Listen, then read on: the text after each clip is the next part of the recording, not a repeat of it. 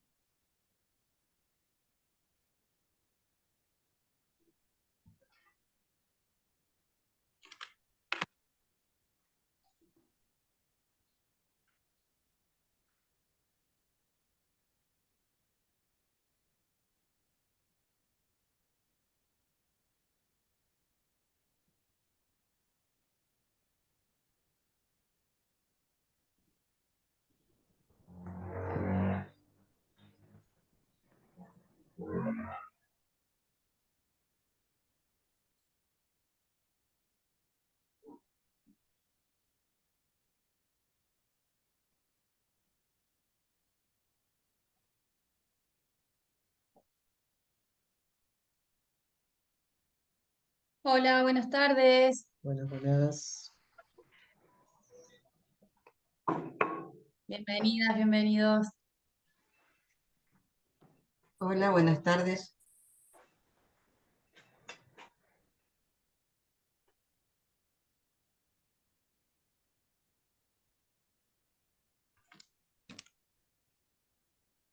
Bueno, ya estamos para comenzar, Adi, cuando quieras.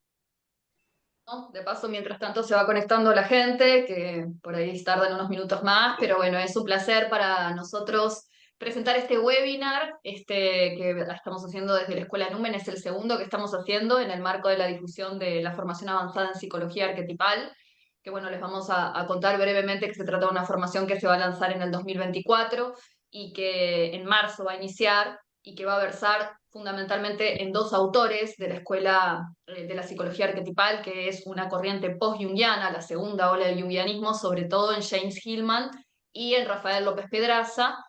Vamos a trabajar todo un año con esos dos autores, profundizar en ellos y también va a haber todo un ciclo de masterclass que va a ir acompañando ese recorrido, donde van a aparecer distintas voces, donde se van a trabajar distintos temas relacionados con la psicología arquetipal. Así que bueno, estamos muy, muy contentos porque en realidad es una formación que no existen muchas oportunidades de formación en esta corriente. En general, bueno, ya lo vamos a hablar con Ale, las formaciones que existen o están en dólares y son impagables, ¿no? O de pronto, digamos, esto, o son muy inaccesibles, ¿no? O están en otro idioma, como en Estados Unidos, hay que saber inglés, bueno, distintas dificultades que hacen que por distintas razones formarse específicamente en estos autores que traen realmente, sobre todo Hillman, una gran revolución a la psicología analítica cueste mucho. Así que, bueno, empezamos a preparar el terreno y ahí estamos lanzando esta propuesta bueno, la estamos encarando acá desde la Escuela Numen. Saben también que las docentes que van a estar invitadas en esta formación y coparticipando, que ya vienen armando el caldero, son Laura Piñeri, que es politóloga, Constanza Viciconte, ¿no? Bueno, vamos a tener un equipo muy lindo. Y Ale, que realmente es un placer para mí presentarlo, porque es una persona que aprecio mucho, que realmente ha colaborado muchísimo en mi entendimiento de Hillman, en mi cambio de perspectiva. Nos conocimos hace ya un tiempo, cuando yo estaba en otra posición completamente distinta, y me fui acompañando en ese cambio, no solo de posición intelectual, sino en la vida misma, siento yo, porque es un autor que realmente Hillman, sobre todo, yo soy muy enamorada de Hillman, me atravesó muchísimo, con crisis mediante, la verdad. Así que para mí es un placer tener a Alejandro acá, que está desde México. Ale, está conectándose un sábado desde México para compartir y que tiene una gran generosidad en su compartir. Después les vamos a contar un poco todas las producciones que él hace, los artículos que escribe, textos que traduce y dónde lo pueden encontrar. Pero, digamos, sin más demora, se los voy a presentar. Es Alejandro Chavarría Rojo, es licenciado en Psicología por la UNAM, con especialidad en psicoterapia transpersonal y una maestría en educación de neurocognición y aprendizaje. Es psicoterapeuta de orientación analítica, tiene 16 años de experiencia y 12 años de experiencia como docente a nivel superior y media superior. Es especialista en temas de psicología junguiana, arquetipal y de la psicología como disciplina de la interioridad, que bueno, vamos a estar hablando de todas estas cosas que se nombran también un poco en el recorrido de Ale. Y el encuentro de hoy, así como el anterior, fue debatir sobre un asunto bicorne, como bien le dice Hillman, que es el hacer alma, el concepto de alma dentro de la psicología. Hoy vamos a trabajar otro concepto que empuña Hillman y que también Pedraza lo sigue un poco en eso, que es el retorno a Grecia y el politeísmo psíquico. Entonces vamos a estar hablando de qué se trata este retorno a Grecia que propone este autor en varios de sus textos, no solo en Reimaginar la psicología, y qué es este politeísmo psíquico por el que abogan, ¿no? Por el que pregonan, y qué cambio implica también en cuanto a la mirada de la psique. Pero Ale, antes de arrancar, quería preguntarte un poco cómo y cuándo llega Hillman a tu vida y qué pasó con la llegada de este autor, porque vos venías haciendo también un recorrido junguiano más clásico y de pronto llega Hillman, y cómo fue, qué pasó ahí. ¿Qué tal? ¿Qué tal? ¿Cómo están todos? Y pues mira, primero un gusto estar aquí con ustedes. Este proyecto de Numen y la formación en psicología arquetipal me parece que es eh, en este momento la única alternativa, ¿no? Y por lo tanto vamos a nutrirla lo más que podamos en esa situación. Y me parece fantástica la apertura porque realmente para Gilman, ¿no? Para estudiar a Hillman no hay lugares o no hay una apertura, por lo menos en Latinoamérica, para poder entender su obra. Incluso en los círculos junguianos, Hillman es bastante denostado o incomprendido en muchas ocasiones. Entonces, mira, en el currículum que te mando, todos pueden ver que no hay formaciones junguianas ahí, ¿no? O sea, no hay un diplomado, no hay una especialidad, no hay una maestría en mi currículum pues porque efectivamente no las hay, ¿no? Entonces, realmente, por ejemplo, en México el acercamiento a la obra de Jung es bastante escueto, no hay realmente formaciones, digamos, reconocidas que puedan abordar este tema y menos avaladas por la IA, ¿no? Entonces, realmente no hay ninguna escuela, ningún instituto que dé una formación completa, ¿sí? Y acorde al pensamiento de Carl Gustav Jung. Por lo tanto, yo cuando conocí a Jung, lo conocí en la universidad, cuando yo me formaba como psicólogo, ¿no? En ese momento mis intereses iban más por la psicología sistémica y este, por la escuela sociohistórico-cultural en ese entonces. Y de repente yo conozco a Jung en la universidad y me prendo de él, es decir, hay conceptos suyos que me llamaron muchísimo la atención y durante muchos años yo lo fui estudiando. Después estudié una especialidad en psicoterapia transpersonal donde profundicé sobre la obra de Jung un poco, ¿no? Pero todavía faltaba mucho más. Entonces, como siempre he tenido la vena autodidacta, pues yo fui formándome en estas situaciones, consiguiendo material, buscando autores, en esa situación. En un momento determinado yo encontré el libro de Reimaginar la psicología de James Hillman. Yo creo que 10 años después de que yo emprendí mis estudios sobre Jung, ¿no? Yo ya me sentía bastante suficiente en algún punto, ¿no? Lo cual es una ilusión, ¿no? En cierto sentido, que nunca es, sí, uno Nunca es nunca conoce, suficiente. Claro. sí, sí, no, es incierta esa parte, ¿no? Pero bueno, en ese momento yo sentía que ya podía considerar que dominaba o tenía un cierto dominio sobre el conocimiento junguiano. Y entonces leo a James Hillman, leo el libro Reimaginar, que me lo recomiendan como un junguiano, ¿no? Y precisamente para una formación en cuentoterapia, ¿no? Desde la perspectiva de la psicología analítica. Entonces, cuando lo leo, primero no entiendo nada, ¿no? O sea, o sea, yo estaba plantado desde la perspectiva junguiana y cuando abro el libro y empiezo a leerlo, todo me parece nuevo y todo me parece realmente muy complejo de parte de Hillman, ¿no? Entonces, no había leído nunca un autor junguiano así.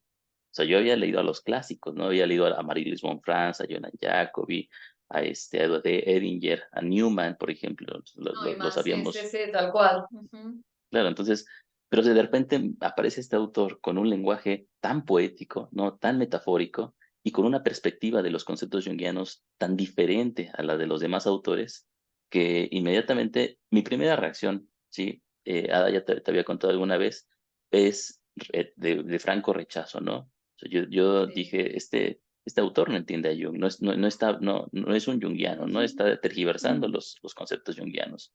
Sin embargo, ¿no? Algo me atrapó de la lectura, ¿no? Y entonces leí completo el libro, lo vimos.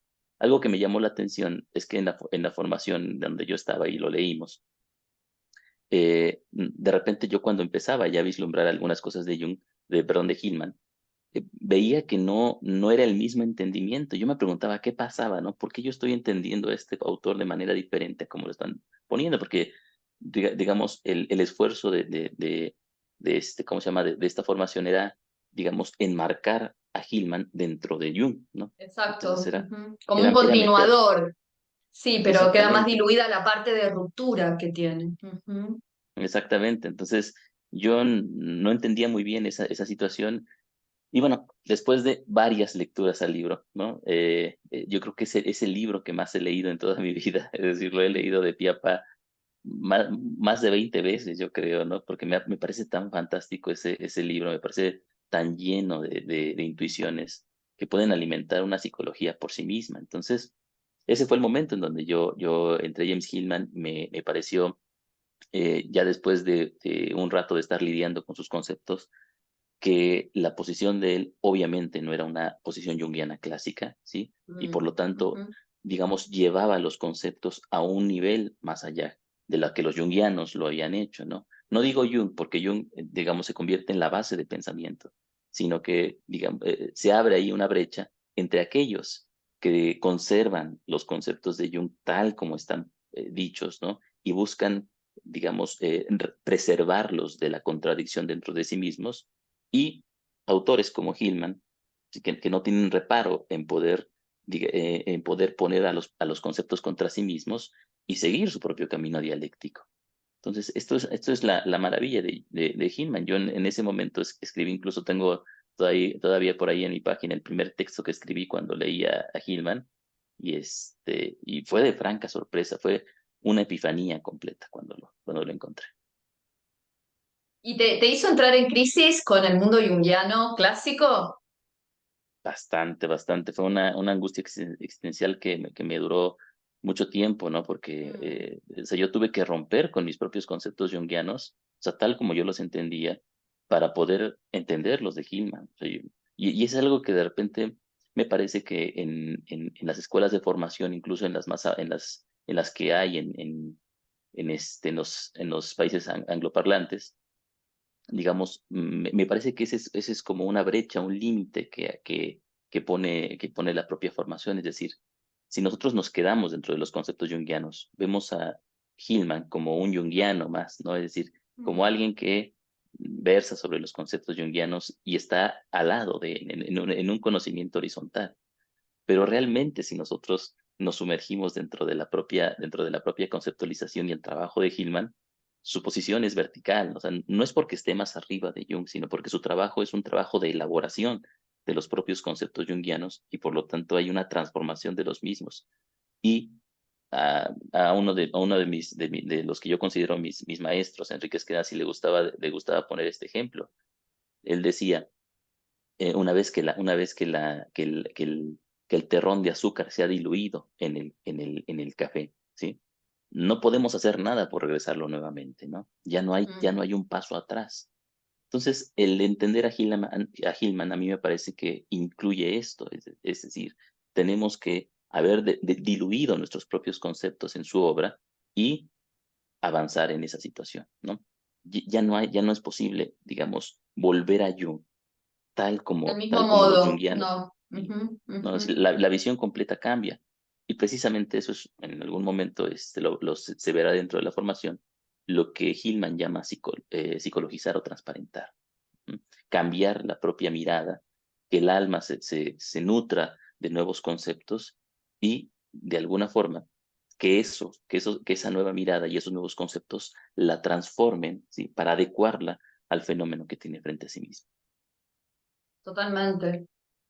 Y yendo un poco más a este concepto que queremos debatir hoy, que es esta proclama que hace Hillman, que la hace en Pan y la pesadilla, la hace también en Reimaginar la psicología, donde le dedica un apartado entero al retorno a Grecia. ¿Qué es esto del retorno a Grecia? ¿Qué es esta proclama de que la psicología debería retornar a Grecia? Sí, sí, sí. Mira, pues básicamente em, es una situación polémica hasta cierto punto, ¿no? Porque implica el poner a una cultura específica como el centro de la propia eh, conciencia psicológica, ¿no? Y esto, de repente, por ejemplo, en los círculos analíticos, sobre todo de Latinoamérica, es muy mal visto, porque, digamos, nosotros Hay tenemos otras un arraigo mitologías, claro. sí, sobre nuestras tradiciones y toda esa situación, ¿no? Entonces, el retorno a Grecia simplemente para Gilman es el volver a las categorías míticas de la antigua Grecia, ¿sí? Para poder sostener la psicología tal como la conocemos en este momento, ¿no? Entonces, así como Jung regresaba, por ejemplo, a la alquimia, al gnosticismo, ¿cómo se llama? A la cábala, para poder hablar acerca de los conceptos, ¿no? Se iba a Oriente a hablar acerca del yoga Kundalini y toda esa situación. Eh, Hillman tiene sus propios referentes, ¿no? Uno de esos referentes es, por ejemplo, hay un autor, se llama, eh, eh, es de apellido Brown, no recuerdo cuál es el nombre, ¿no? Pero él habla específicamente acerca de la necesidad de volver a entender las categorías modernas a través de la mitologización, a través de los mitos que eran tan importantes para los antiguos griegos. Entonces, de alguna Hillman entiende que esta situación es importante, entiende que hay que regresar a digamos, a una cultura con una variedad dentro de su propio bagaje que permita sostener todos los conceptos y todos los elementos que están presentes dentro de nuestra propia cultura. Nuestra cultura, alega Hillman, ya no atiende la realidad anímica de una manera directa. Entonces necesitamos regresar, ¿sí? Retornar a ciertos elementos que ya estaban hechos, que ya estaban bien fijados para poder, digamos, para que sirvan como categorías, como vasijas que puedan sostener la experiencia psíquica de nuestra cultura. Entonces, el retorno a Grecia es ese precisamente, el poder regresar a la visión mítica de los dioses griegos, ¿sí? A las narraciones antiguas, para poder entender mejor el mundo en el que nos encontramos. ¿M? Entonces, bueno, el gran debate en esta situación es que obviamente cada cultura, cada país tiene una cultura determinante, ¿no? Por ejemplo, yo lo pienso en la situación de mi propio país, de México, y tenemos una serie de mitos y leyendas riquísimos, ¿no? En ese sentido, una cosmología tremenda prehispánica. Sin embargo, ¿no? El alegato que podríamos hacer ahí, ¿no? Y es un alegato que de repente también se le hace a los estudios decoloniales, ¿no? Las categorías a través de las cuales nosotros entendemos el mundo no pertenecen a esas cosmovisiones. Ujú. Es decir, incluso nuestra necesidad de regresar otra vez a esas cosmovisiones está fundada en lo que la cultura griega nos ha legado. Es decir, nuestro lenguaje, ¿cómo se llama? Los ítems de nuestra cultura, las instituciones en las que nosotros nos sostenemos, son herencia de la propia cultura griega. Y nuestra comprensión del mundo es una comprensión que se construye a través de la filosofía griega. Ujú. Entonces, incluso nuestro querer regresar a las culturas antiguas de nuestros propios nichos implica, ¿sí?, la utilización de las categorías griegas. Ujú. Claro, Por lo como si hubiese tanto, algo constitutivo, ¿no? Como el cristianismo, que es constitutivo de nuestro inconsciente colectivo, independientemente de que hayamos sido practicantes o no. Hay algo que permeó o que estuvo en la cultura presente, ¿no? Entonces, se dice también que nosotros tenemos como toda una formación, los pilares nuestros son tomistas y aristotélicos todavía, ¿no? O sea, que están basados, digamos, en esa cosmovisión, pero quizás se entendería más desde el concepto de politeísmo psíquico, ¿no? En el fondo, cualquier vasija que nos permita pensar en el politeísmo psíquico podría ser válida, ¿o no, Ale? ¿Vos qué pensás con eso? sí, sí, yo creo que sí. Es decir, en algún momento Hillman aclara esta situación también. Es decir, nosotros no regresamos a la Grecia como la Grecia era, ¿no? O sea, Exacto. ni siquiera podemos hacer eso, sino que nuestra percepción de la Grecia o el retorno a la antigua Grecia es un retorno imaginario. Sí, es un retorno que tiene que ver con nuestra percepción acerca de lo que es la antigua Grecia, y entonces sirve como una metáfora para poder abrirnos a la propia realidad psíquica, ¿sí?, y tratar de contenerla en esa imaginación. Entonces, nuestra antigua Grecia no es la Grecia de Platón, ¿no? Es decir, es la Grecia de la modernidad en este momento, ¿sí? De tal como vivimos el mundo en esta situación, pero, digamos, utilizando el amplio espectro de valores, de imágenes, de narraciones y de mitos que hay dentro de la propia imaginación de ello para poder entender nuestro mundo. Entonces, sí, a partir de ahí, lo importante para Hillman de la antigua Grecia es su apertura al politeísmo, ¿no? Es decir, esta existencia de muchísimos dioses, ¿sí?, muchísimas historias y muchas vasijas para poder tratar de entender nuestro propio mundo. Ujú. Él lo contrasta, es decir, él ve la necesidad de esa situación porque nuestra cultura está basada en una visión hegemónica de la propia realidad y de la propia realidad psíquica también. Solamente hay una forma de poder abordarlo, solamente hay una manera de poder entender las cosas. Y entonces, digamos, tenemos un mito dominante, y el mito dominante es el mito cristiano.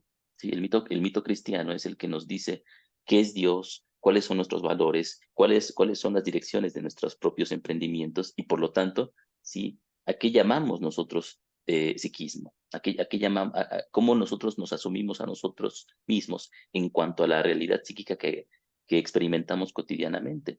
Entonces, un solo Dios, ¿sí?, es el que determina la múltiple variedad de experiencias que hay en nosotros. Y eso lo podemos ver en muchos lugares, ¿no? Por ejemplo, nosotros que trabajamos en el ámbito de la salud mental, podemos ver, ¿sí?, que hay un esfuerzo constante por imprimir normas acerca de qué es lo que es debido y qué es lo que no es debido dentro de la propia vida psíquica.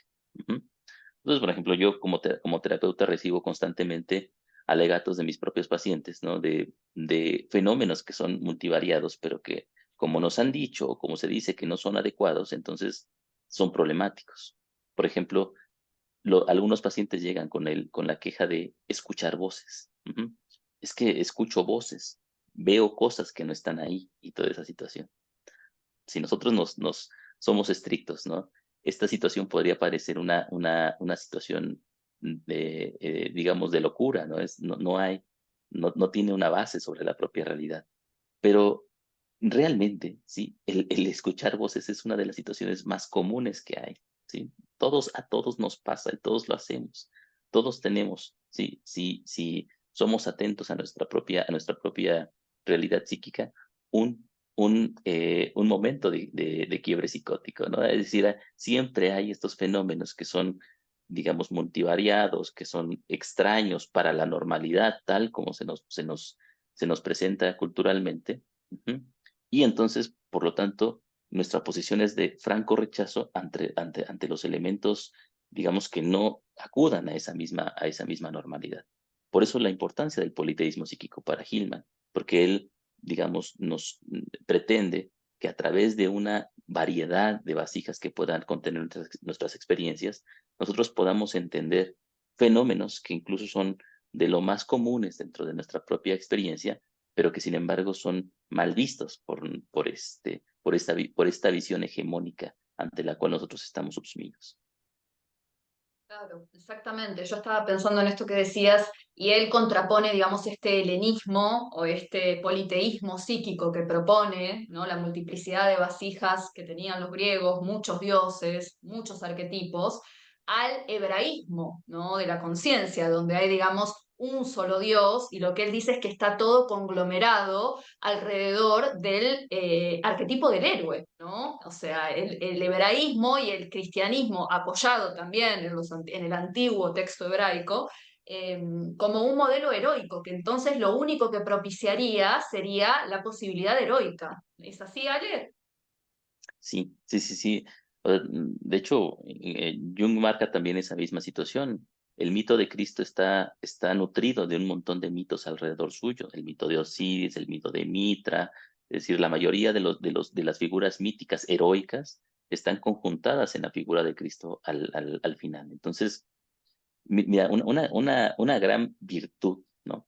Pero también desventaja para nosotros del propio cristianismo es que el cristianismo es, digamos, engloba, ¿no? Absorbe todos los mitos. Es un devorador de mitos. Sincretismo. Sí, Sí, sí, sí, sí. sí. Entonces, ahí donde va y ahí donde se imponía, conforme iba emergiendo, devoraba los mitos de la propia región y los encauzaba hacia su propia mitología, ¿no? Entonces, todos estos héroes, toda esta figura del héroe mítico de la antigua Grecia, decae en la propia en la propia figura de Cristo, y entonces él se convierte en el modelo único acerca del cual nosotros podemos echar mano para poder entendernos, ¿no? Y para poder entender las cosas que vivimos cotidianamente, los elementos de la propia psique, entonces se acoplan a ese propio elemento. Y el problema entonces es que nosotros, por ejemplo, cuando observamos o cuando vamos, eh, incluso esto pasa mucho en el ámbito junguiano, cuando hablamos acerca del desarrollo personal y el concepto de individuación, lo entendemos desde una perspectiva heroica. Ujú.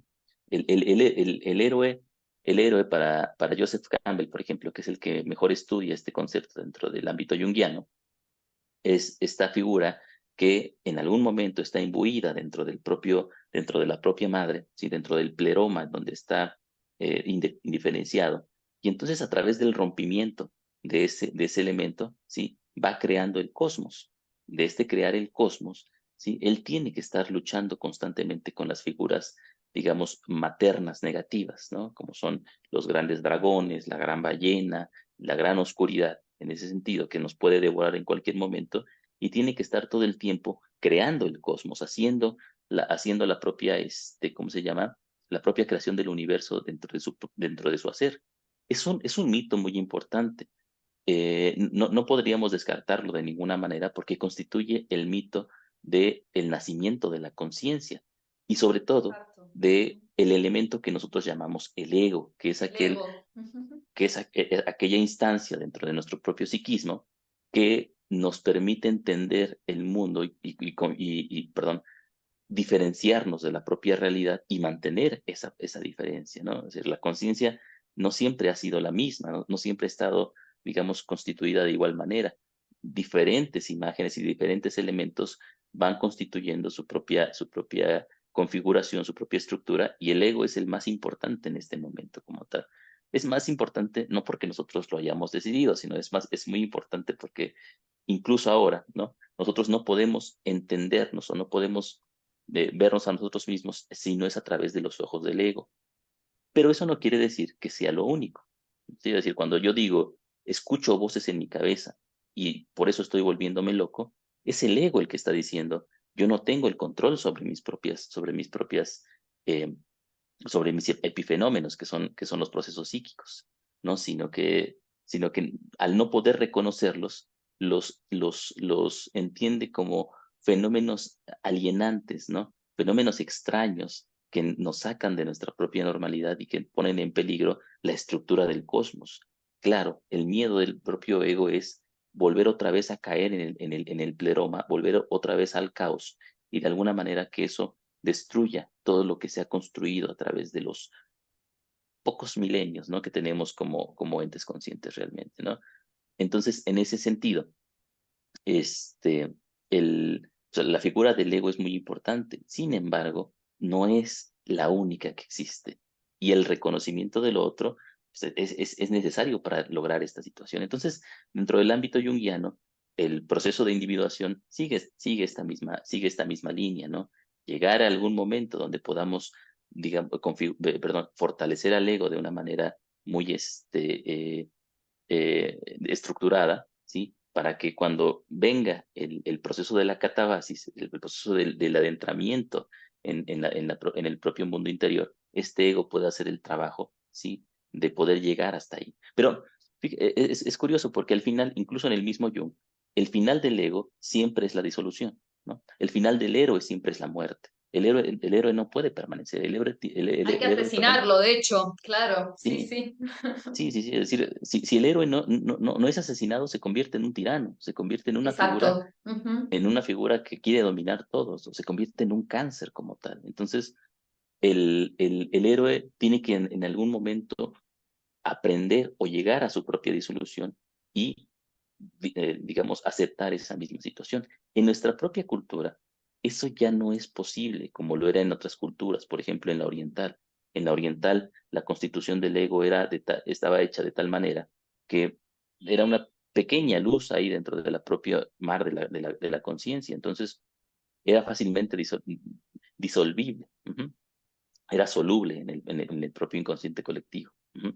Pero nuestro ego está tan afianzado de alguna forma que ya no es posible para nosotros hacer eso, a menos, ¿sí? Que tengamos, como que entremos en un proceso psicótico, ¿no?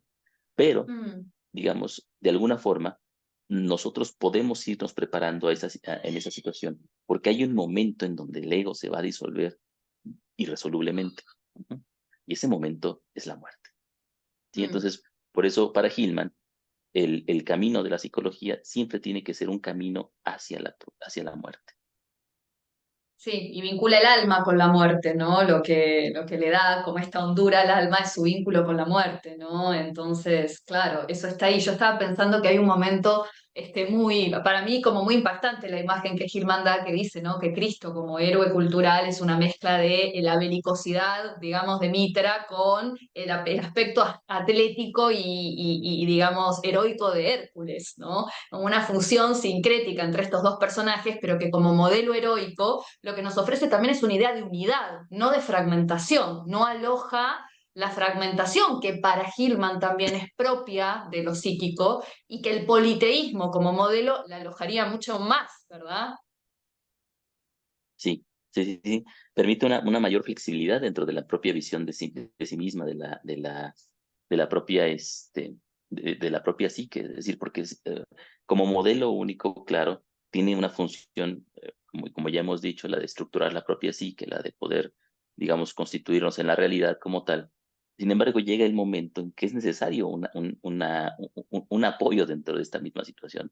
Porque cuando el ego también carga demasiado control sobre la realidad, carga con demasiadas tareas de la propia situación, es agobiante para las propias personas.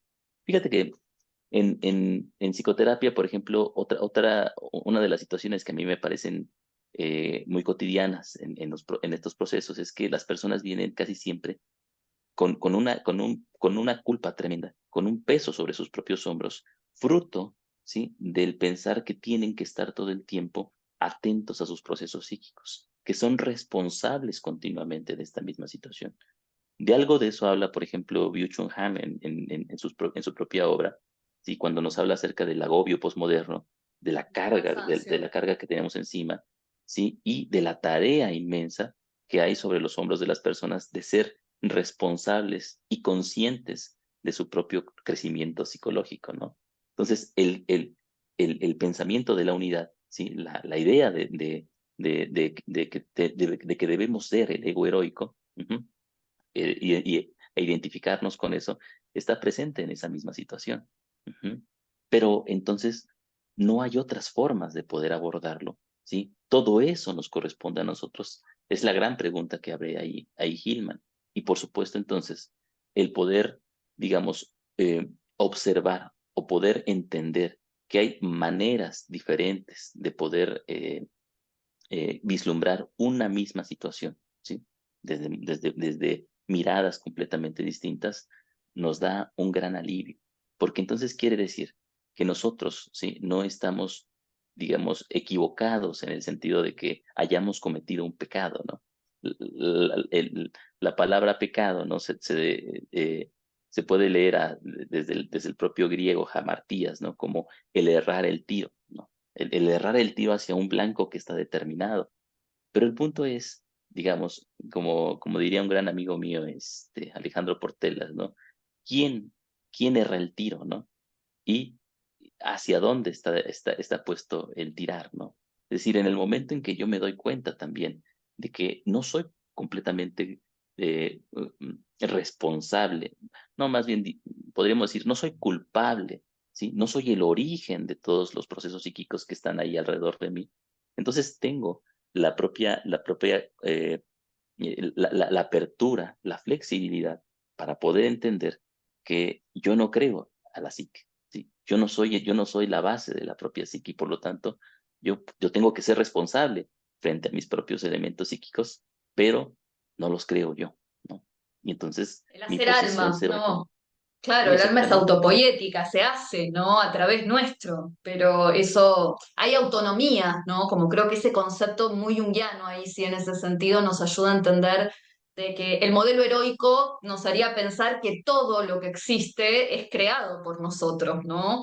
Y anula la idea de que en realidad también existen autonomías que se descargan en nosotros y que lo que podemos hacer es psicologizarlas, transparentarlas, ¿no? Hacerles de buena vasija, de buen hospedador, a eso que en principio se presenta como algo que me habita pero que no me pertenece del todo. Y este es un asunto de esos bicornes que dice Hillman, ¿no? Porque a mí me parece que esto que trae Ale destapa, como en general destapa siempre muchas discusiones, ¿no? Pero como que es una apología a desresponsabilizarme, ¿no? Yo con las chicas que venimos transitando el camino de también ir macerando esta formación, muchas veces discutimos sobre esto, ¿no? Como, bueno, a ver, ¿y acá cuál es?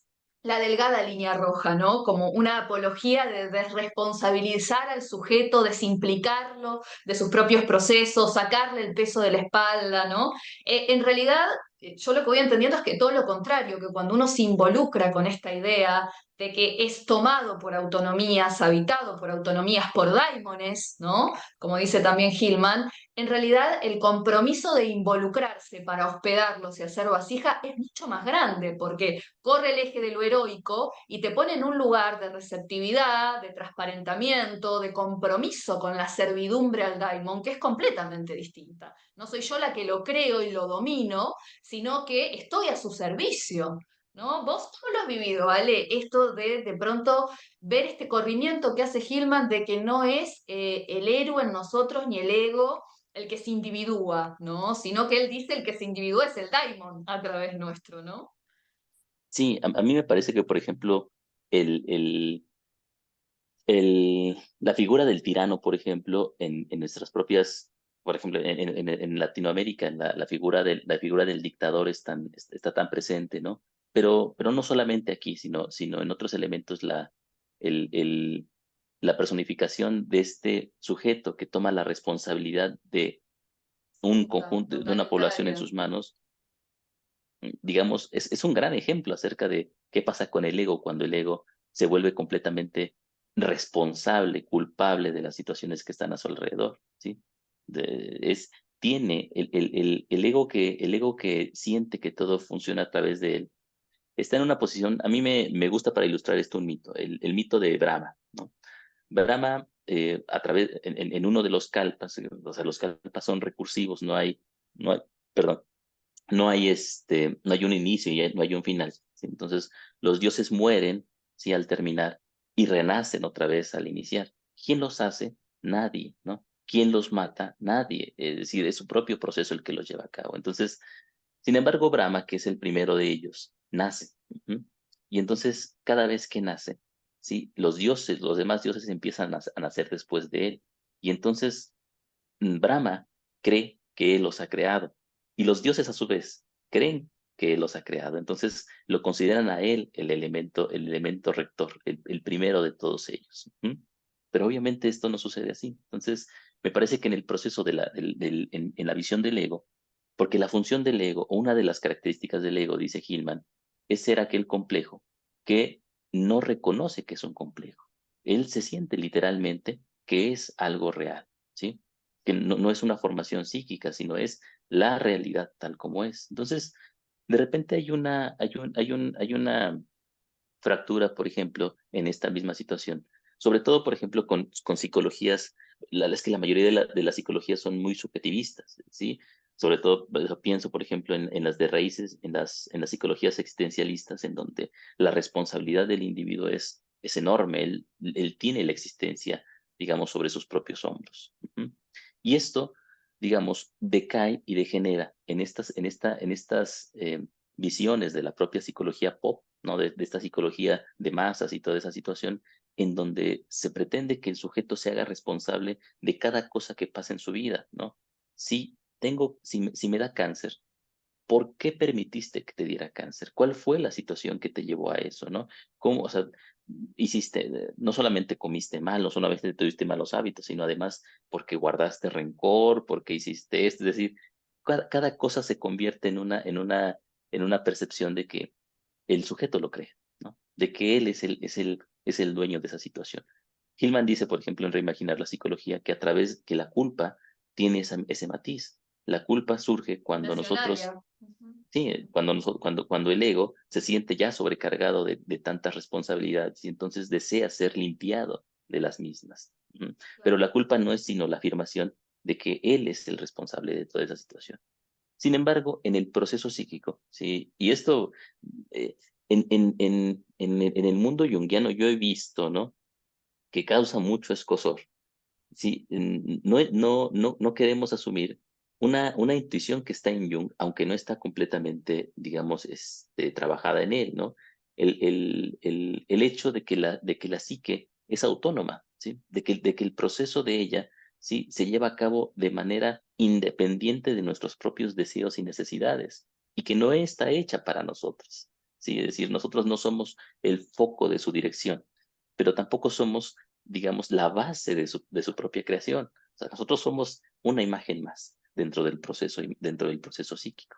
Ujú. O sea, el alma se imagina a sí misma a través de nosotros, pero no es nosotros y no está dirigida para nosotros. No tiene, su telos no está puesto en ensalzar, edificar o desarrollar nuestra propia vida. Nosotros nos edificamos ahí. Sería algo similar, ¿sí? Sí, como si pensáramos que la vida está hecha para los seres vivos, ¿no?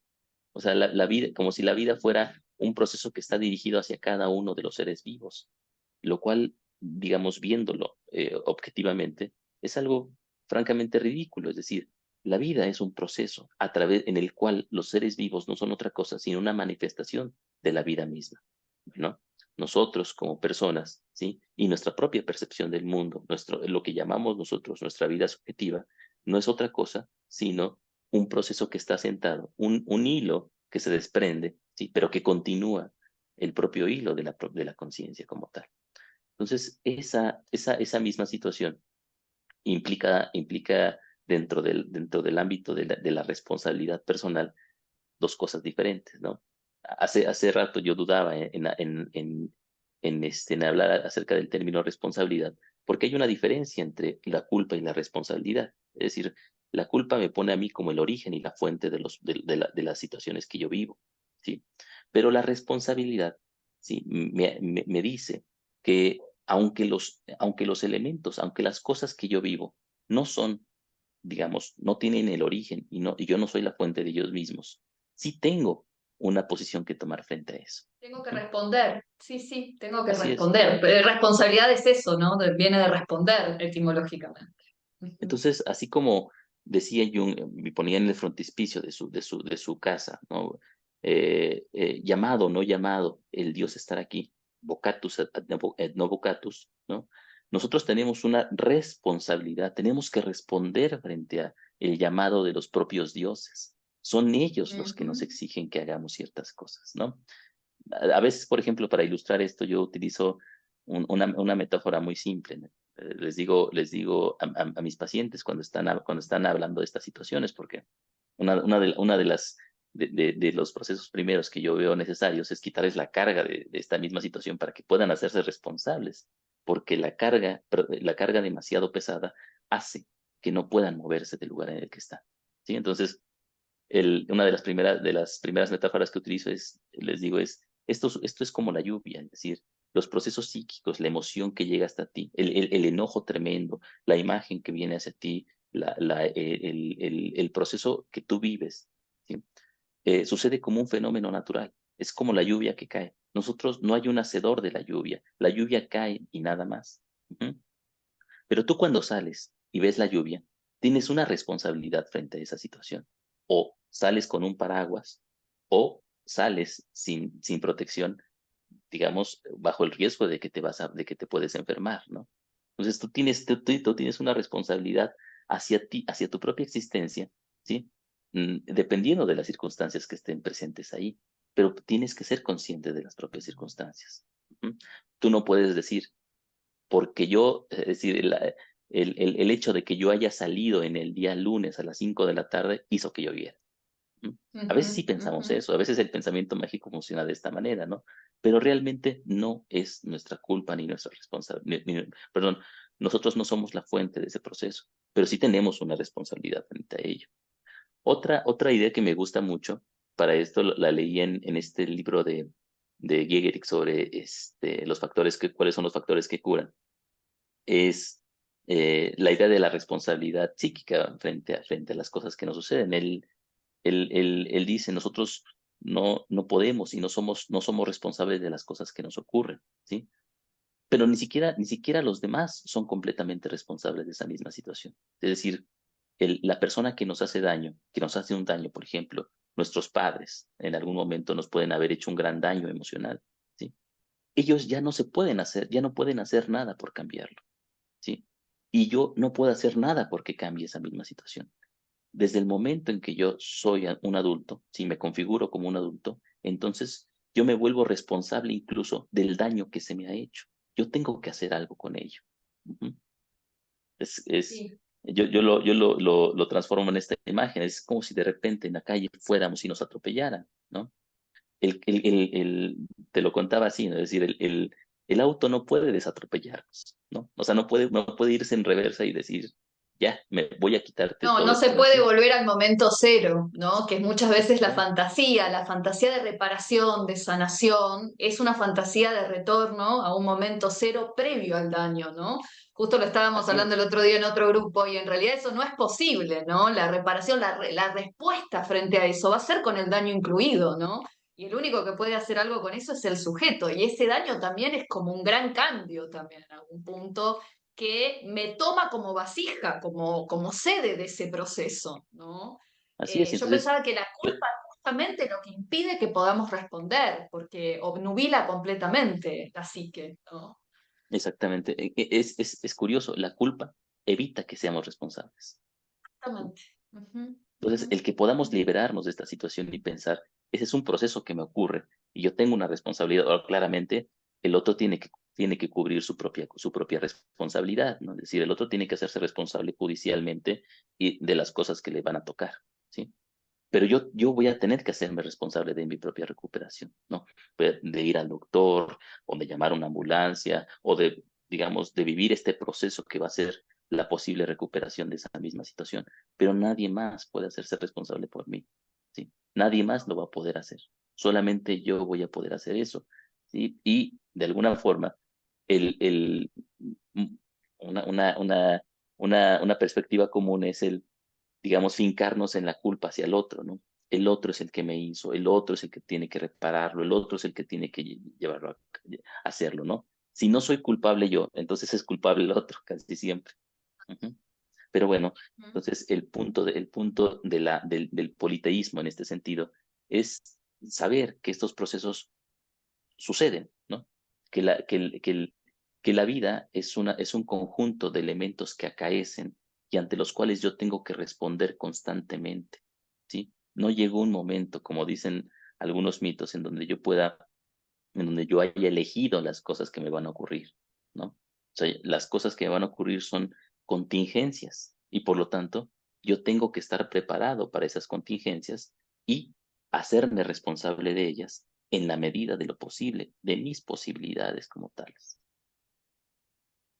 Sí, sí, sí, se entiende. También ahí está, ¿no? Esta idea que me parece que es muy hermosa de Hillman, ¿no? De que este retorno imaginal a Grecia con su multiplicidad, con sus múltiples dioses, con su gran banco de imágenes, también es como una bendición hacia esa multiplicidad, ¿no? Permite bendecir la multiplicidad en vez de estar siempre pensando que la tarea es la unicidad, la unificación, ¿no? Sino que también la tarea es la multiplicidad, ¿no? Sí, sí, sí, exacto. Fíjate que en esa situación entonces nosotros podemos tener ya muchos ojos para poder ver las cosas en el mundo. Hillman pone, por ejemplo, el ejemplo de la depresión. Entonces, cuando nosotros estamos deprimidos, normalmente tenemos el modelo cristiano, ¿no? Es decir, bajamos al infierno, pero tenemos que emerger en algún momento y salir de la depresión. ¿Sí? Entonces, las personas están continuamente sintiéndose culpables por estar en estados depresivos. Ujú. Y vamos a ponerlo por grados, ¿no? Una depresión es un efecto muy desalentador. La gente lo vive de manera tremenda, ¿no? La mayoría de nosotros vivimos episodios de tristeza, ¿no? Que es algo muy diferente. Ujú. Pero bueno, en un grado son similares hasta cierto punto. Pero bueno, si nosotros lo observamos desde el punto de vista cristiano, tenemos que salirnos de ello. Tenemos que, tenemos que buscar la manera de poder emerger lo más rápido que podamos de esa situación. Y si no lo hacemos, fracasamos. Ujú. Mm. Pero hay muchos otros mitos que hablan acerca de lo mismo, ¿no? Tendríamos que hablar acerca de, por ejemplo, cómo lo vive Deméter ante la pérdida de Core, ¿no? ¿Cómo vive ella la propia depresión? ¿Qué es lo que tiene que hacer ante la propia pérdida? ¿Cómo lo vive o cómo lo vive Dionisos, ¿sí? En su propio mito de desmembramiento? Ujú. Cuál es la situación que tiene que hacer? Es decir, no, el punto no es utilizar a los dioses como si fueran clasificaciones ahora, ¿no? Ahora bueno, voy a vivir la depresión de forma dionisíaca, o voy a vivir la depresión de forma, como Demeter, ¿no? Y toda esa situación. De lo que se trata es de que estas figuras nos den la apertura para que nosotros podamos vivirlo como nos toca, ¿no? O sea, como nosotros tenemos que vivir, según nuestro propio modelo. Ujú. Y eso implica no Intentarlo, solo, claro. sí, Mm. no solamente preguntarnos cuál es el modelo, o cuál es el modelo que yo prefiero, sino cuál es el modelo que la depresión prefiere.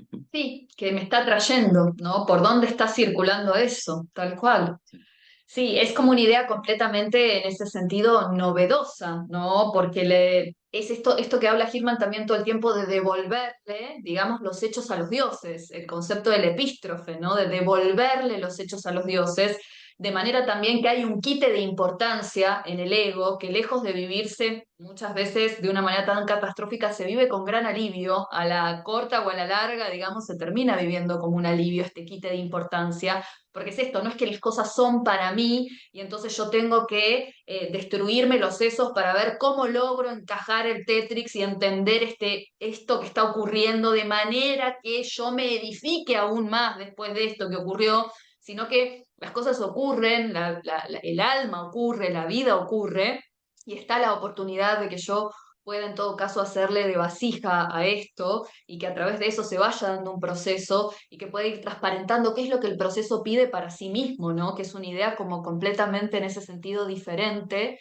de un posicionamiento diferente que no es heroico, justamente, ¿no? No está basado en el modelo del héroe que tiene que ser el que va y enfrenta la situación y mata al dragón, y esta idea que también trae Hillman, ¿no? Que el héroe, la herida lo mata o él la resuelve, la sana, o él la sana o la herida lo mata, pero un héroe que quede herido eternamente y que conviva con su herida, con su dolor, con su suceso, no debiera de existir, ¿no?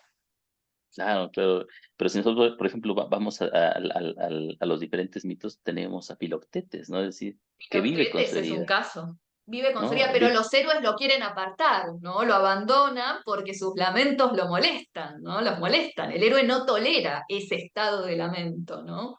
Exactamente. Y sin embargo, para la victoria, Filoctetes es necesario, ¿no? Al final. Necesario. Sí, Entonces, totalmente, sí. totalmente. Y esto es curioso porque esto ya incurre en otra idea que tiene Jung, bueno, que Jung propone, pero que podemos ver mucho mejor en Guggenheim Craig, por ejemplo, que es otro post-jungiano. Él cuando habla acerca de la decisión del arquetipo, ¿no? Habla de esto que ocurre y el problema del héroe. Cuando nosotros escindimos un arquetipo entre lo que no nos gusta y lo que nos gusta del arquetipo, la sombra del arquetipo tiene que ir a parar hacia algún lado. Entonces, si Exacto. yo no entiendo que Filoctetes es necesario para mi propia experiencia, Filoctetes va a tener que estar encarnado en algo más. Ujú. Es decir, Y va el a gran tener que retorno estar, sintomático, claro, del que habla así es, Hillman también, que los dioses rechazados retornan sintomáticamente. Y Guggenheim, por ejemplo, trabaja mucho con la escisión del par, el arquetipo del sanador y el herido, ¿no? Que muchas veces se disocian. Entonces yo quedo identificada como psicoterapeuta con el sanador exclusivamente y necesito que el otro esté herido, ¿no? Entonces cada vez mis pacientes van a estar peor, no van a estar mejor, porque necesito que sistemáticamente la herida sea sostenida en esta disociación arquetípica, ¿no? Es tremendo. Son autores que trabajan temas bicornes, de verdad, ¿no? sí, sí, claro, porque nosotros, la percepción del psicoterapeuta es que el psicoterapeuta tiene que ser una persona sana, ¿no? Una persona que haya lidiado, que haya resuelto, no lidiado, sino resuelto sus propias dificultades existenciales, ¿no? Entonces, pues, mira, yo atiendo a muchos psicoterapeutas y también yo me he dedicado durante muchos años a esto y yo creo que no he resuelto mis problemas todavía, es decir, tengo muchísimos y vivo con ellos constantemente, sufriéndolos y no sabiendo cómo afrontarlos en estas situaciones. Incluso yo creo que por eso un psicoterapeuta tiene que estar constantemente en su propio proceso psicoterapéutico, porque por, yo creo que es algo que tú has de vivir y todos los psicoterapeutas vivimos. Verlo en el otro es extremadamente sencillo. Ujú. Verlo en nosotros nos cuesta la vida completamente. Ujú. Entonces necesitamos, y eso es importante porque eso implica también un politeísmo dentro de nuestra propia práctica. Necesitamos la mirada del otro para poder vernos a nosotros mismos. Ujú. O sea, el niño, para poder tener su propia identidad, necesita de la mirada de la madre, ¿no? Necesita de poder verse en los ojos del otro. También nosotros, para poder como psicoterapeutas, para poder mirarnos a nosotros mismos, necesitamos vernos a través de la mirada de los otros, de los colegas, de nuestros propios terapeutas, de nuestros pacientes incluso. El otro también se convierte en alguien a través del cual nos miramos y por lo tanto entonces ya no somos nosotros los psicoterapeutas más que de nombre, ¿sí? Porque lo que hace la verdadera terapia es el proceso. Ujú. O sea, el proceso psicoterapéutico es el que se hace a sí mismo y ya no tiene que recaer exactamente en nosotros, porque en ese momento entonces nosotros podemos no identificarnos, sino más bien aprender de la figura, por ejemplo, del sanador herido, ¿sí? El sanador herido es aquel anfortas que está esperando al caballero que pueda en algún momento, digamos, encontrar el grial y hacer la pregunta adecuada. Ujú. Eso es muy importante. El grial no solamente es una cosa, sino es la pregunta adecuada y por lo tanto, la herida es la que me guía y la que enmarca ese mismo proceso, que es otra situación que seguramente ahorita ya no nos alcanza a ver y que se verá en otro momento, pero es el proceso de patologización para Gil. Exactamente. Ale, ya vamos a ir cerrando, pero la verdad que le queremos dar tiempo a los presentes para ver si quieren preguntarte algo, comentar algo sobre lo mucho que estuvimos viendo, sobre cómo resuenan con estas ideas, qué les pasa cuando las escuchan, ¿no? Qué dudas les genera o qué comentarios, qué resonancias, y que aprovechen, porque bueno, es un lujo tenerte acá, así que aprovechen también para dialogar con vos, para comentar cosas, así que también ahí Agus nos va a estar ayudando si quieren escribir o si quieren desmutearse, y compartir alguna resonancia. Este, pero bueno, como para ir redondeando también, quizás este concepto del politeísmo psíquico, ¿no? Es lo que más resuena quizás con la teoría de los complejos de Jung, ¿no? Con ese gran riñón dentro de la obra junguiana. Sí, sí, sí, de hecho, no solamente en Hillman, sino el propio proyecto freudiano, ¿no? Es decir, antes de Jung y antes de Hillman, Freud ya había estipulado esta alegoría de que el ego no es el dueño de su propia casa, ¿no? Hay otros elementos ahí. A mí me parece que va evolucionando en este sentido, ¿no? Aunque a Hillman no le gustaría la palabra evolución, digamos, o podríamos decir, va elaborándose continuamente en diferentes autores. Freud estipula esto, sin embargo, Freud todavía ata el psiquismo a la subjetividad. Jung, Jung abre este panorama de una manera tremenda, ¿no? Y la teoría de los arquetipos y la teoría de los complejos, digamos, nos pone en contacto definitivamente con la idea de que la propia psique es autónoma. A mí me parece que pensar a Jung detenidamente nos lleva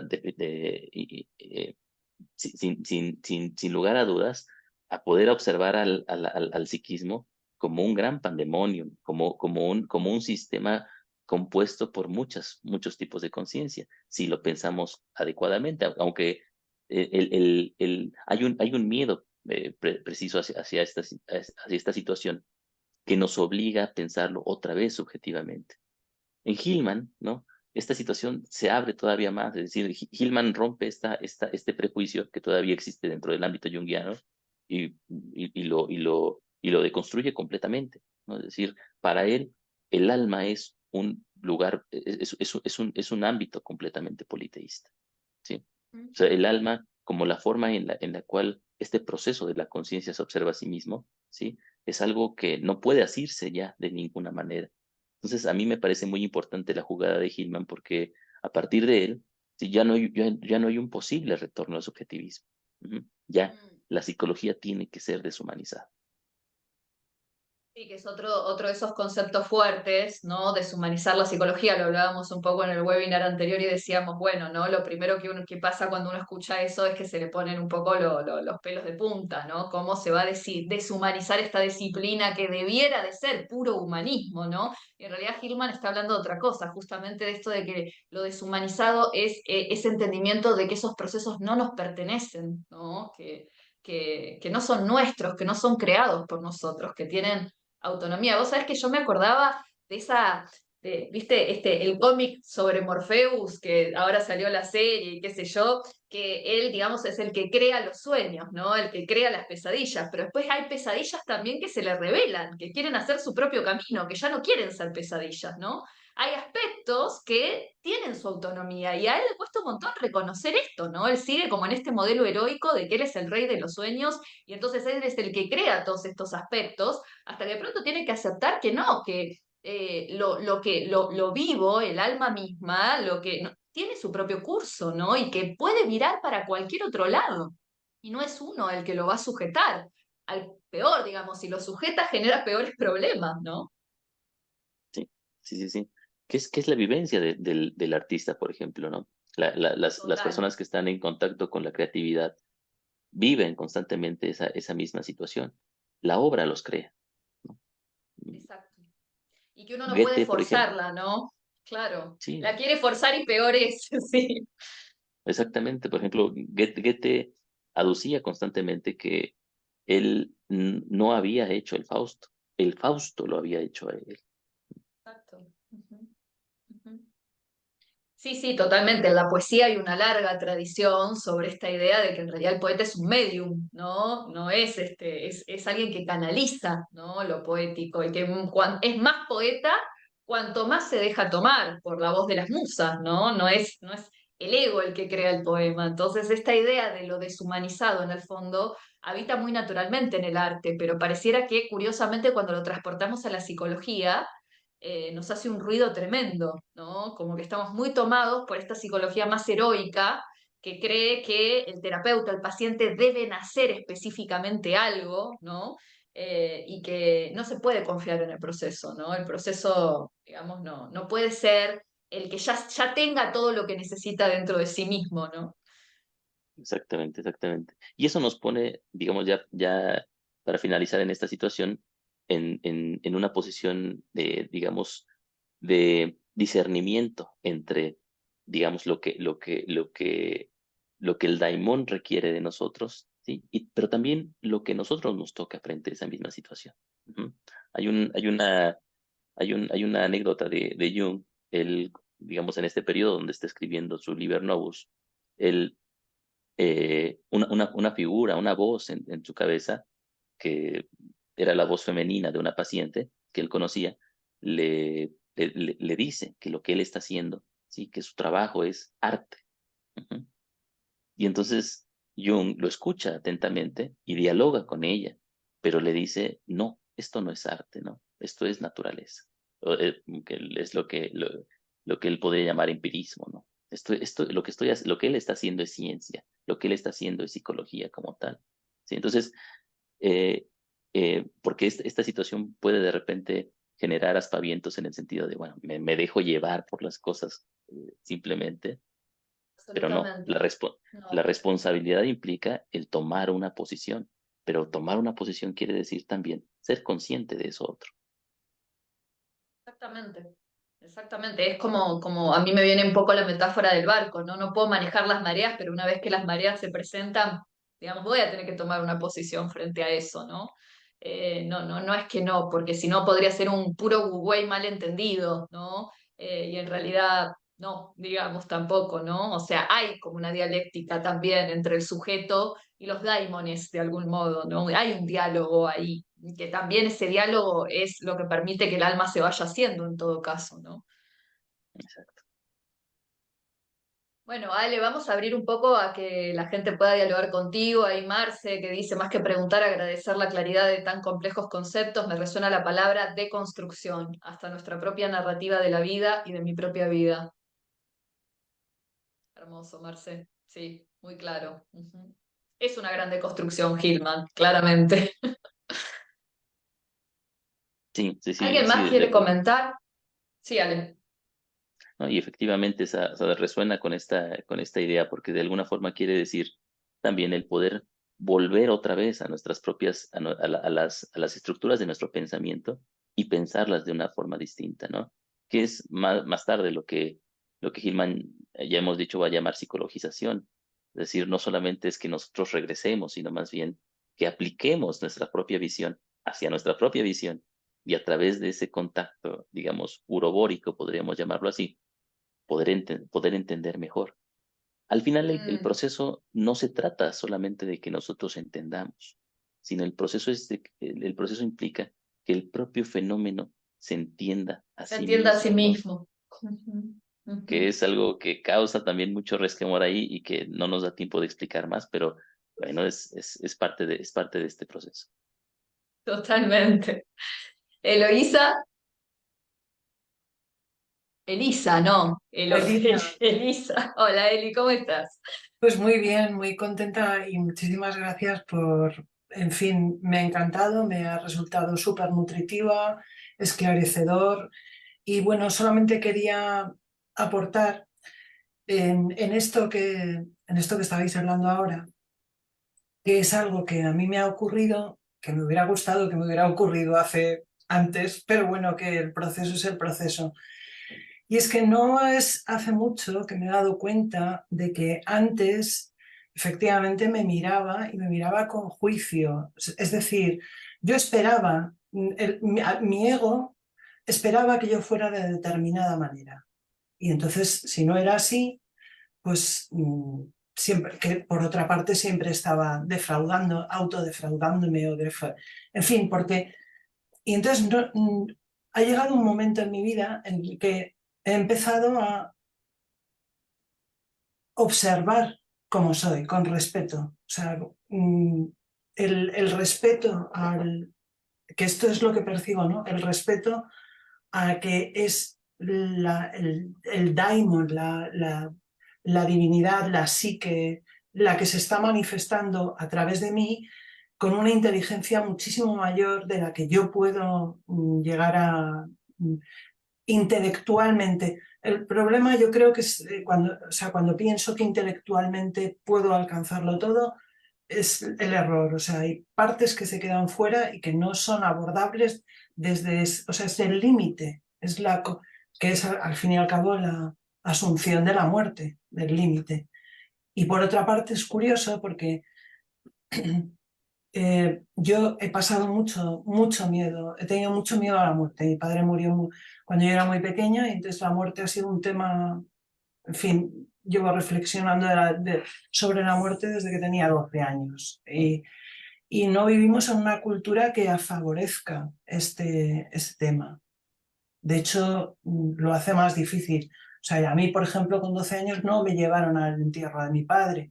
O sea, que no viví ese rito, como que es eso, el robo de la muerte es el robo de la vida, porque entonces la vida pasa en un puro miedo. Y contrariamente, curiosamente, paradójicamente, que es al fin y al cabo una forma de pensar, la paradoja, pues solamente la aceptación y la entrega generosa a la muerte, permite una vida constante en el instante. Y bueno, esto es lo que quería decir. Muchísimas gracias. A vos, Eli. No, me parece genial la reflexión en ese sentido. Fíjate, me recuerda mucho ese inicio del libro del Señor de los Anillos, ¿no? Cuando va llegando Gandalf a la aldea Hobbit y le dicen que llegó tarde a la celebración, ¿no? Y él le dice a Bilbo, los magos nunca llegan ni tarde ni temprano, siempre llegan a tiempo, ¿no? Entonces, en ese sentido, también los procesos son así, nunca llegamos tarde o temprano a ellos, llegan siempre a tiempo ellos.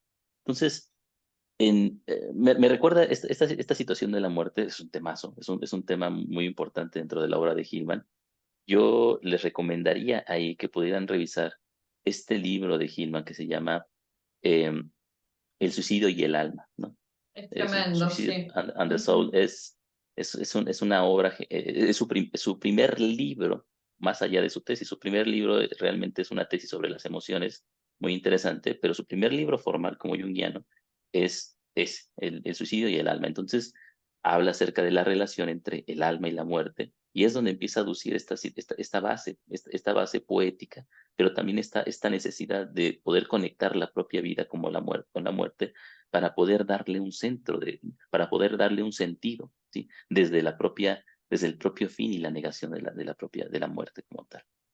Entonces, en esa situación, yo creo que pensar en la muerte es una necesidad tan importante dentro de nuestra propia cultura y como bien dices, Elisa, el, el, la negación de nosotros como padres, como hijos, como personas a pensar este proceso hace que, digamos, haya diferentes manifestaciones en nuestra cultura que nos obliguen a esa misma situación. Por ejemplo, en mi país, ¿no? En México, el culto a la Santa Muerte se hizo un culto tremendo, es decir, es una religiosidad popular que está presente de manera masiva, ¿no? Y es precisamente por esto, porque, digamos, a pesar de que nosotros, por ejemplo, tenemos celebraciones en cuanto a la muerte como tal, la percepción, ¿sí? de la muerte es algo completamente negado, ¿no? No queremos verla no queremos verla de frente. Como dice Adán, no queremos tomar ese toro por los cuernos, ¿no? Sí, totalmente. Bueno, tenemos a Carlos. Qué bueno verte, Carlos, por aquí. Bueno, hiciste un comentario. No sé si tenés ganas de charlar un poquito, de desmutearte o si preferís que lo leamos. Pues nada, ¿no? Hola, Hola, qué Carlos. gusto verte. Lo mismo digo. ¿Cómo estás? Bien, bien. No, pues nada, justo porque fue un trabajo reciente, ¿no? Se me ocurría mucho y también lo veo un poquito en mi actual trabajo, esta cuestión de, por ejemplo, en el fenómeno de las adicciones, ¿no? De que precisamente este tipo de corrientes, psicológicas que van supuestamente que son más humanas, o que están más cerca del sujeto, como la cuestión existencialista, o sea, si se le aborda desde ahí, pues es como, siento que en el fenómeno de la adicción es cargarle mucha responsabilidad a la persona, ¿no? Porque si la persona es totalmente responsable de lo que le ocurre, entonces en la adicción están jodidos, o sea, porque alimenta más esta cuestión de, pues es que tú sigues en la adicción porque tú quieres seguir en la adicción, ¿no? Que es un discurso muy recurrente, tanto en el tratamiento de esta condición como en la cultura popular. Entonces, de repente, este mismo proceso del cual hablaba Alejandro, ¿no? Que de descargar un poquito o mucho, mucho, yo diría yo, la culpa en la cuestión de la adicción, es como muy importante con su trabajo, creo yo. Bueno, con el acompañamiento. Y también, ¿no? Por ejemplo, ahorita estoy con mujeres víctimas de violencia, ¿no? Que también hay terrible la cuestión de la culpa. Terrible, terrible. Es como yo estaba puesta, colocada en esa situación porque yo quería, ¿no? Y ya era todo. Sí. Un saludo. Gracias, Carlos. No, no, un saludo a Carlos. Hemos platicado ahí algunas veces con Carlos, muy interesante. Y el punto sí, efectivamente, como dice Carlos, ¿no? Uno de los grandes problemas de la adicción es digamos, por ejemplo, Luigi Soga detecta en el propio adicto una necesidad por una asunción de la espiritualidad como tal, o sea, de un elemento más abarcador. Sin embargo, también hay una constante culpa por no poder alcanzar ese mismo proceso en él. Entonces, el adicto constantemente está culpándose por las cosas que no puede hacer dentro de su propia vida. Y, digamos, la droga, en ese sentido, lo descarga de la culpa. ¿Sí? Le permite por algunos momentos sentirse liberado de esa situación. Cuando deja de consumir, otra vez vuelve a sentir la carga sobre sí mismo y se vuelve un círculo vicioso en esta situación. La visión del adicto sobre sí mismo siempre es altamente culpígena. Ujú. Entonces, claro, una posición que lo carga de culpa simplemente lo mete dentro de ese proceso, digamos, recurrente, sin darle salida. Una de las por ejemplo, en los grupos de AA, ¿no? O sea, uno de los primeros pasos específicos para tratar el alcoholismo es, digamos, poder decir soy un alcohólico, ¿no? Y aceptarlo como tal, ¿no? Saber que tengo una responsabilidad frente a esto que me está ocurriendo. Y entonces el alcoholismo ya no solamente es visto como algo que yo provoco, sino como también algo que me ocurre. Ujú. Y en el momento en que me ocurre, yo puedo tener una posición frente a esa misma situación. No es la panacea, ¿no? Pero es una de las formas en donde podemos observar cómo la identificación con los propios síntomas o con las propias patologías implica eso que Jung en algún momento llamó la inflación psíquica. Ujú. El problema no es tener mucha o poca responsabilidad.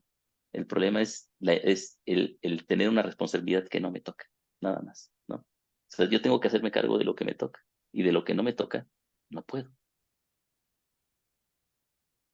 Sí, es un gran tema también este, ¿no? Porque también en la adicción se suele hablar como del gap que hay entre lo que el sujeto es y lo que cree que debería ser, ¿no? Y que ese gap se llena en general con la adicción, ¿no? Entonces ahí también está esta idea que también graficaba Elisa, ¿no? De, bueno, este ego heroico que tiene una gran pretensión sobre sí mismo y que no puede aterrizar, ¿no? No puede entender que acá no es él el que gobierna, el que domina, y que a mí me parece que ahí hay un artículo, si bien nos estamos yendo como al exponente de la tercera ola del junguianismo, que es el de Gierich, que habla de esto del liberar la propia naturaleza, liberarse a uno mismo en su propia naturaleza y aprender a respaldarse en la propia naturaleza, aun cuando eso se pone difícil, ¿no?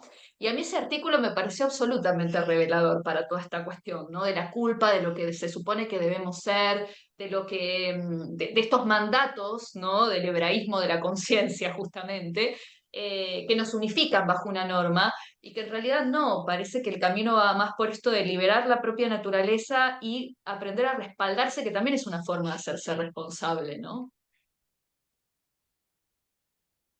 Sí, exactamente, bro.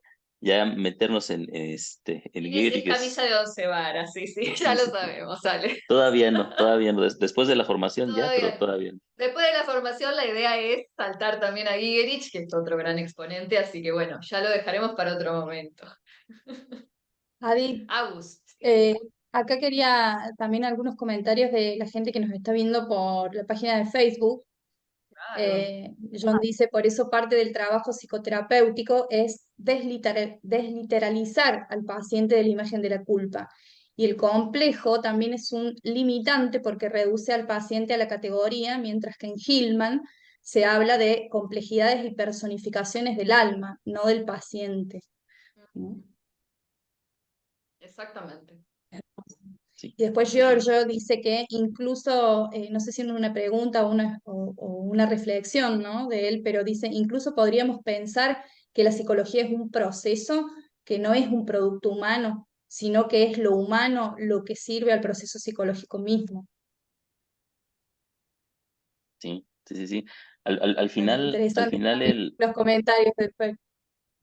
sí, fíjate que esa parte es muy importante porque el politeísmo al final también implica meter al ego dentro de la propia conciencia politeísta.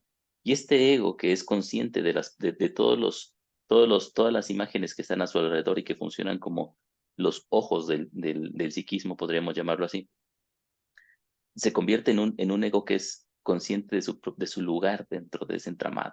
Ujú. Le llama Hillman el ego imaginal, ¿no? El ego imaginal es aquel que puede ser consciente de su propio carácter imaginal y por lo tanto, ¿sí? Eh, toma un lugar ya no de hacedor, ya no de constructor, sino de colaborador dentro del propio proceso psíquico. Hermoso. Bueno, ya creo que podemos ir cerrando. Lo que te quería preguntar también, Ale, que nos cuentes dónde te pueden encontrar, dónde te pueden contactar, ¿no? Como yo quiero sí aclarar que como hermosísima, bellísima introducción a reimaginar la psicología tienen este podcast, bueno, esta serie en realidad de encuentros largos, que son como 30 encuentros que están subidos al canal de YouTube de tus diálogos con John Zapata, que creo que es quien comentó en el Facebook, porque le reconocemos más o menos su forma de pensar muy gilmaniana y muy irechiana también. Así que tienen estas charlas que se mandaron 30 charlas dialogando sobre reimaginar la psicología exclusivamente y esto está compartido de manera gratuita para que la gente lo vea, ¿verdad, Ale? Así es. Miren, pues tengo mi propia, una página personal, eh, la pueden encontrar, o no sé si la pueden encontrar, pero más bien sería más fácil en buscarme en el Facebook como Alejandro Chavarría. Ahí regularmente yo voy escribiendo pequeñas reflexiones, haciendo traducciones, compartiendo algunas de las cosas que son importantes para mí en ese sentido. Realmente para mí, esta forma de estudiar a Hillman, a Jung, a Gehrig, me parece muy importante y me gusta mucho compartirla con los demás, porque siento que estoy dialogando con nosotros, ¿no? No solamente estoy haciendo algo para mí, sino que también puedo estar platicando con las demás personas a través de el traducir un texto y todas las situaciones. De hecho, por ejemplo, si van a mi página ahí podrán encontrar entre las cosas que hay importantes el texto de El suicidio y el alma traducido, ¿no? Está completamente traducido Fantástico. el libro y ahí lo pueden encontrar hasta por lo menos que la editorial me diga que lo quite, pero mientras ahí está puesto, ¿no? Y Al contrario, en lo mi, tenés que presentar para que te lo editen, te editen la traducción, porque no está traducido al castellano, lo tradujo Ale, sí, imagínense. sí, es la primera traducción que hay.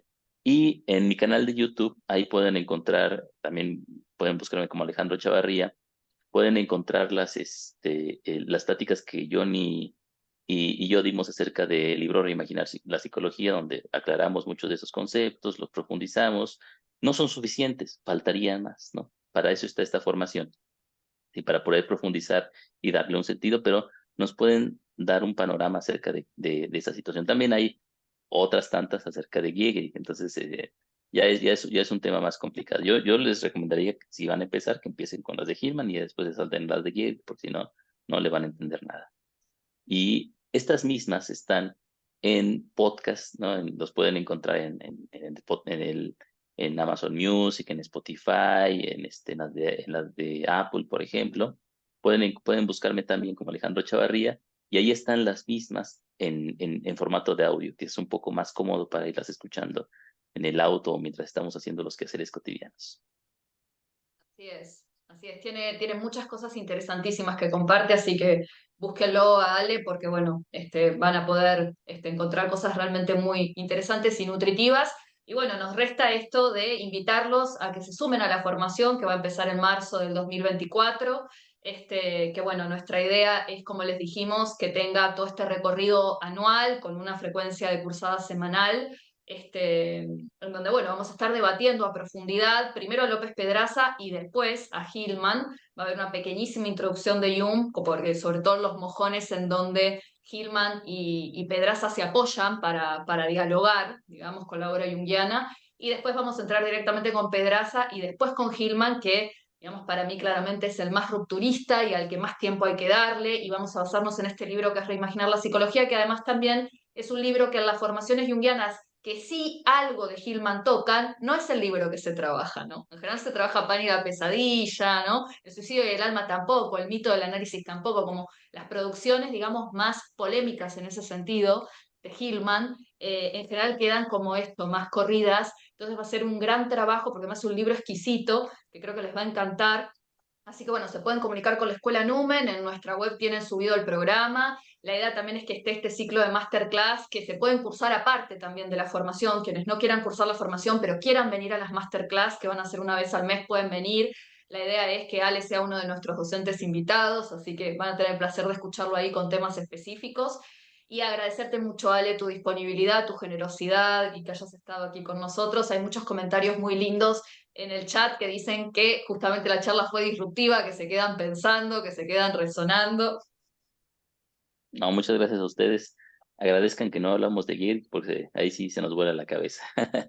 Pero Absolutamente sí. mira, yo estoy muy entusiasmado con esta formación porque es la primera que se abre en Latinoamérica con una seriedad y una apertura de verdad comprometidas con el tema. Entonces yo les recomiendo mucho que entren a ella. Llevo trabajando con Ada un buen rato, platicando acerca de estos temas, y sé ¿cómo se llama? Lo que les espera en esta misma formación va a ser muy nutritivo para todos ustedes. Entonces, pues esperamos también acompañarlos ahí el tiempo que se pueda y en los espacios que sea posible para poder nutrir este proceso que vamos a hacer entre todos. Muchas gracias, Ale. Gracias a todos por estar acá un sábado, a todas. Así que, bueno, nos estamos viendo en nuestro próximo webinar seguramente. Sí, gracias a todos por estar también desde acá. Les invitamos a que se comuniquen con nosotros, a que puedan visitar nuestra web, la de la escuela, escuelanumen.com, para que vean todas las propuestas. Está, por supuesto, la majestuosa, ¿no? Que es como la gran iniciativa que tenemos este año, ¿no? Con psicología arquetipal, pero también comienza la formación en astrología arquetipal. En febrero tenemos una formación en I Ching, bueno, en toda esta tarea de brindar las herramientas y seguir compartiendo, ¿no? Los lenguajes simbólicos. Así que bueno, también esta ponencia va a quedar en nuestro canal de YouTube. Nos ayudan mucho también compartiendo, y gracias a todos los que estuvieron presentes hoy aquí en el Zoom. Gracias por apoyarnos, por acompañarnos. Muchas gracias, Ale. Gracias, Adita, obvio. No, un placer Y un total. beso para todos. Muchas gracias a ustedes. Un abrazo grande. Nos vemos. Chau, Gracias, chau. adiós. Adiós, gracias.